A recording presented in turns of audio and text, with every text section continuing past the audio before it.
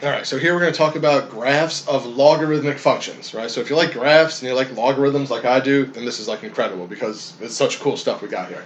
All right, so most of you probably don't love graphs or logarithms like I do, but that's besides the point.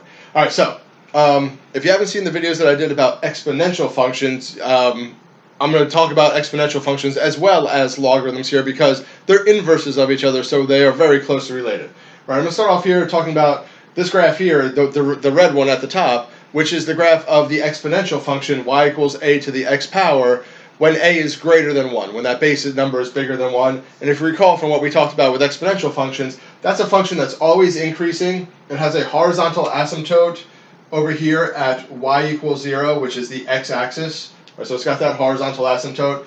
It has the y-intercept at 1. Right, so the point 0, 1 is the y-intercept. And it's always increasing, right? And the domain of the exponential function is all real numbers from negative infinity to positive infinity. The range for the exponential function is from 0 to infinity.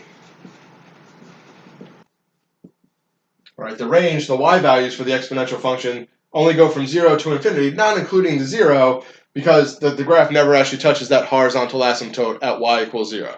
All right, so that's the graph of the exponential function, things that you should have already seen and hopefully already are aware of. Now the logarithmic function, y equals log base a of x. Right, so if you saw the other videos that I did on logarithms, I mentioned a couple times there that logarithms and exponentials are inverses of each other. And again, I did a video about inverse functions and the graphs of inverse functions previously. The graphs of inverse functions are reflections across the line y equals x, which is this blue dotted line we have going through here. Right, y equals x, the linear function with a slope of 1 with a y-intercept of 0. So it's that diagonal line that goes through the origin. And if I take that red graph of y equals a to the x power and I flip it over that diagonal line, it gives me exactly the graph of y equals log base a of x. Right, so, and also here a greater than 1. All right, so the graphs of the exponential and the logarithmic functions are they're inverses of each other, so the graphs are reflections over that line y equals x. All right, so look at some of the similarities.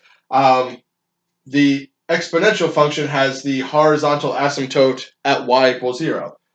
The logarithmic function has a vertical asymptote at x equals 0, right, along the y-axis. Right, so it has a vertical asymptote, whereas the exponential function has the horizontal asymptote at y equals 0. Right, the exponential function had the y-intercept at 1. The logarithmic function has the x-intercept at 1. Right, so the x-intercept here is at the point 1, 0. Right, whereas this one, the y-intercept was 0, 1.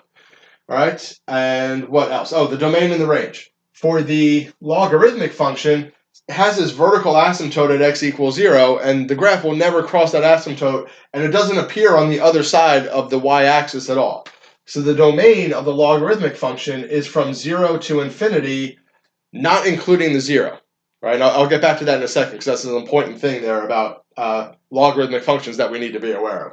Right? The range of the logarithmic function is all real numbers. Right? As it approaches this vertical asymptote, the graph is going to go down towards negative infinity, so it keeps going down forever. And as you move off to the right, the graph will continue to rise and increase forever, so eventually the y values go off towards positive infinity. Right? Notice how that compares to the domain and the range of the exponential function. They're completely switched around. And again, this is one of the properties of inverse functions. Inverse functions switch the input and output values. They switch the x's and y's. They switch the domains and the ranges. Right here, the domain, negative infinity to positive infinity, that's the range of its inverse, the logarithmic function. Right? For the exponential, the range was 0 to infinity. For its inverse, the log function, that's my domain, 0 to infinity. Right? My y-intercept was at 0, 1. I switched the x and the y, that gives me the x-intercept 1, 0. Right? So that's the relationship between exponentials and logarithms. Again, they're inverses of each other, so all the things that we've talked about previously about inverse functions and the graphs of inverse functions apply to exponential and logarithmic functions because they are inverses of each other. Right? So if you remember what the graph of an exponential function looks like, which for most people that's an easier graph to remember, it's just the one that kind of grows slowly and then grows very quickly. If you remember that, and you forget what the graph of a logarithm looks like, which is not that easy to remember, just remember it just reflects over that diagonal line there, y equals x. If you reflect the graph of the exponential over, you've got the graph of your logarithmic function.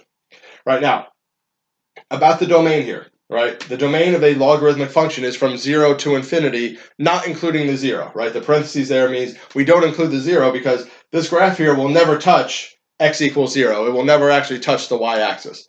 What that means in practical terms, not even talking about the graph, but just when we're working with logarithms, if I'm dealing with a logarithmic function and I'm plugging numbers into it, I can never plug in a 0 and I can never plug in a negative value. Right, and if you try to do that, and I think one of the videos that I'll be doing soon, I'll be doing some stuff where we're actually evaluating logarithms, and I'll show you at that point in some other video. Like if I try to do a logarithm of a negative number, my calculator gives me an error. If I try to do a logarithm of a 0, my calculator gives me an error because those numbers are not part of the domain of a logarithmic function. Right, so of all the stuff up here, like it's good to know what the graph of a logarithmic function looks like, but probably the most important thing is remembering what the domain of that logarithmic function is. Right? We can only use positive numbers in a logarithm, right? We can't use any negative values, all right? So that's what the graph of a basic logarithmic function looks like. What I'm going to do now is pause the recording and erase this stuff, and then I'm going to put up some more graphs of the family of logarithmic functions. So we'll see, like if I put actual numbers in for that base, like log base 2, log base 3, log base 5, how do those graphs compare to each other?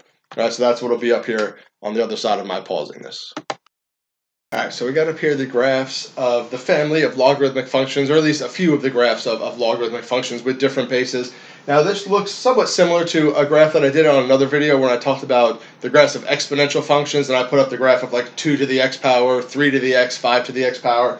So if you recall, if you looked at that video I did on the graphs of exponential functions, for exponential functions, the bigger the base is, remember, exponential functions with a base bigger than 1, they grow like this, right? They grow very slowly, and then on the right side, for positive x values, they grow very quickly. So in that case, the bigger the base was, the more steeply the graph grew on the right? 2 to the x was like that, 5 to the x was more like this, right? 2 to the x was more gradual, 5 to the x was more quick. All right, so the bigger the base, the more steeply the graph grew on the right side. Logarithmic functions and logarithmic graphs are opposite of that. Again, they're inverses of exponentials, which means they're opposite, so opposite things happen. Right here, logarithmic functions, they're still always increasing. Logarithms, though, increase very quickly at first, right? They're very steep when x is between 0 and 1, and then after you cross x equals 1 and you get into positive y values, the graph still increases, but it increases more slowly than it did over here, right? It's a lot less steep over here than it was over there. And here, like I said, for exponentials, the bigger the base, the more steep it was. For logarithms, the bigger the base, the less steep it is on the right side. So here on the right side, the lowest one is actually the one with the biggest base. That's y equals log base 5 of x. Right? The red one in the middle here is y equals log base 3 of x, and then the blue one at the top is y equals log base 2 of x. Right? So for logarithms, the smaller the base, the more quickly the graph rises on the right side. The bigger base, and it grows more slowly. Now, they all still increase forever. They'll all eventually go off towards positive infinity. It's just the ones with the bigger base take longer to get there than the ones with a smaller base. All right, and just like with the exponential functions, all of these intersect at their y-intercept. At their x-intercept, which is x equals 1, but they never intersect anywhere else ever again. Right? Even down here where they're all getting really close together as they're approaching that vertical asymptote, they're all still going to stay separate from each other. They'll be very, very close together as you go further and further down, but they never actually meet up ever again. Right? Just at that one point at x equals 1. All right, so that's the graphs of some logarithmic functions. Now, I did some videos a while back about transformations of graphs of functions, and I talked about that a little bit when we did the graphs of the exponential functions as well. All the rules for transformations of graphs can also be applied to logarithmic functions. All right, so I can do horizontal shifts where I slide the graphs to the left and to the right, vertical shift, moving them up or down, stretching them out or shrinking them in either direction. I can do reflections, like if I put a negative in front, it's going to flip it over this way. If I make it a negative x, it's going to flip it over that way. Right? So all those same rules for transformations apply to any type of function, right? Including these logarithmic functions. So you can get logarithms, like not every single logarithmic function is going to have a graph that looks exactly like this. If you have 5 plus log base 2 of parentheses x minus 3, the graph's going to look a little bit different from this. Its intercept is going to be somewhere else. Its vertical asymptote might be moved over to the left or to the right. But in general, if you have just y equals log base something of x, the graph looks like this. All right, so that's a little bit about the graphs of logarithms. Hope you found it informative and thrilling.